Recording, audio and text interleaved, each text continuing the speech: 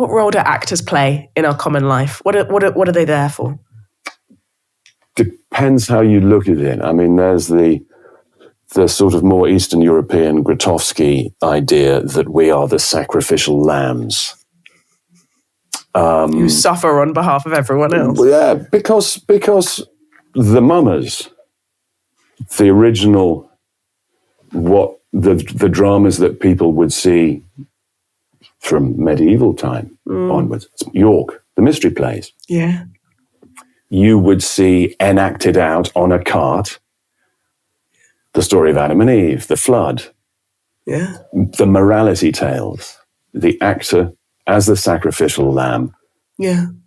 And you look at Shakespeare, you look at everyone, you go, if you behave in this way, this will be the judgment inflicted upon you by God or man or combinations of the two. Yeah. So probably don't kill your best friend. That's probably the best thing. So there is obviously always within every tale a sense of a morality tale, a sense that we are standing up on a cart in a town square, doing a moral story for people to take whatever they take from it, to hopefully think about it. And so there is a sense of that.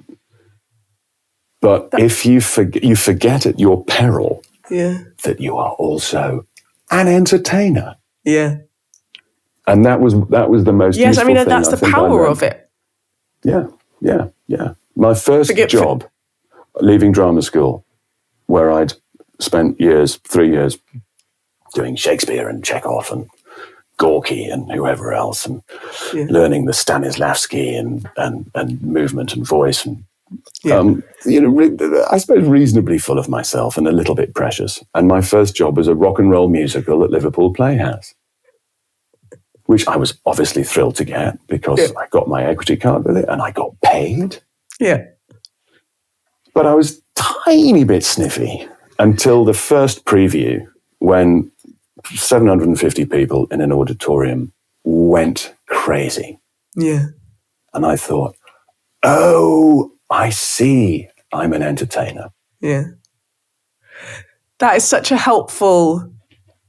It was really sparking a thought when you were speaking about one of the things I studied at York was the mystery plays. Spent a lot of time like walking the streets thinking, where did these carts go?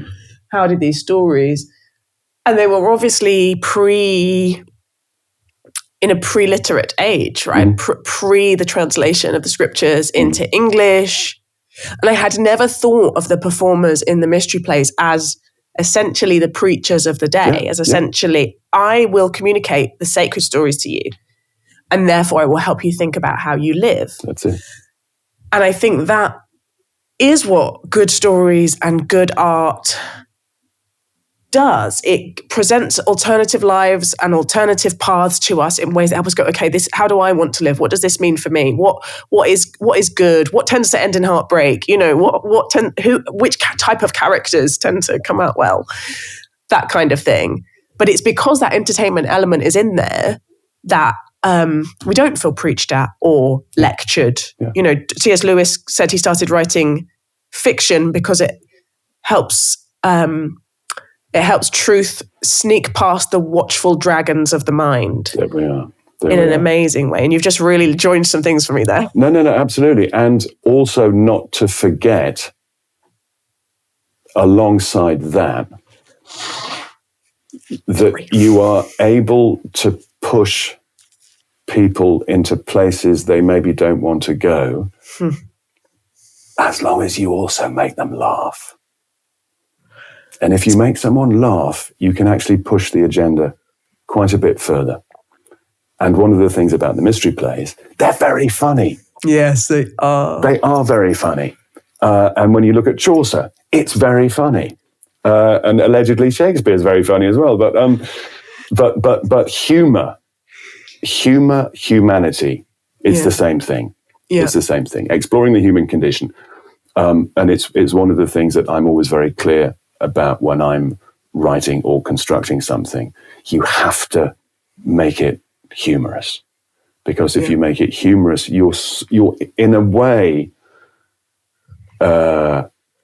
getting to the nub in a simpler and quicker way.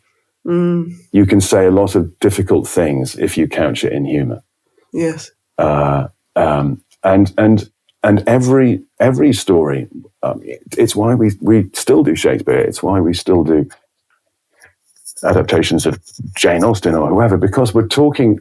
The stories are always very simple. They're always very similar because we're exploring the human condition, and we're exploring the human to human relationship, and we're exploring an awful lot of time the human to the divine, be that fate or however you want to look at it. And there are very few stories,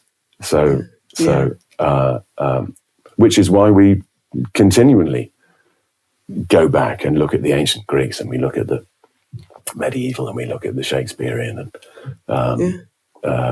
because we're all trying to make sense of what it means to be alive, which is what our discussion is all about. Yeah. Whether an idea of the spiritual helps one make sense of how to live.